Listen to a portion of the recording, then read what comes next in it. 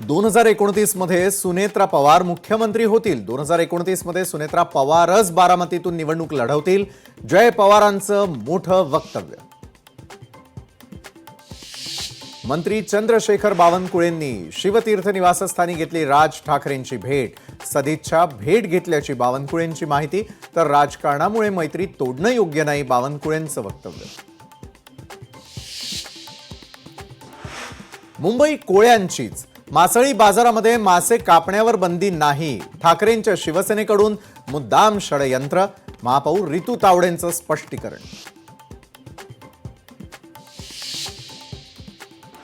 नवी मुंबईच्या कामोठे परिसरात वॉचमॅनकडून 3 अल्पवयीन मुलींशी गैरवर्तन. गुड टच बॅड टच सत्रातून झाला उलगडा. आरोपी वॉचमॅनला अटक. पुण्यामधील गणेश पेठेमध्ये चॉकलेट देण्याच्या आमिषानं चिमुकलीवर अत्याचाराचा प्रयत्न. पोलिसांनी नराधम दुकानदाराला घेतलं ताब्यात.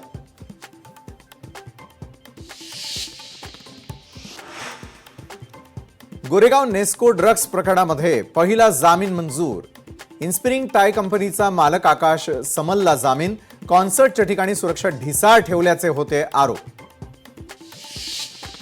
निवडणुकीमधील दारुण पराभवानंतर ममता बॅनर्जींना आणखी एक मोठा धक्का.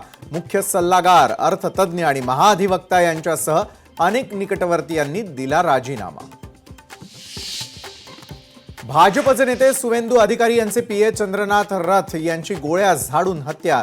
पश्चिम बंगालच्या मध्यमग्राममध्ये घडली घटना. घटनेनंतर बंगालमधील भाजप नेते आणि कार्यकर्ते संतप्त.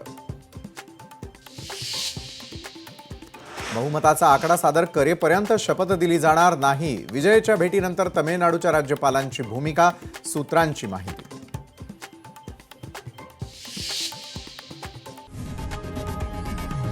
लोकशाही मराठी ऐका, पहा, जागरूक रहा.